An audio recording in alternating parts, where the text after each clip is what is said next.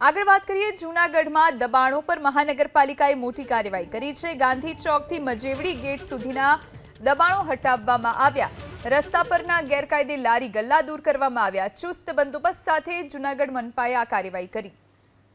તો જૂનાગઢમાં દબાણો પર મહાનગરપાલિકાએ મોટી કાર્યવાહી કરી। ગાંધી ચોકથી મજેવડી ગેટ સુધીના રોડ પર જેટલા પણ દબાણો હતા ગેરકાયદેસર દબાણો દૂર કરવામાં આવ્યા છે। લારી ગલ્લા દૂર કરાયા।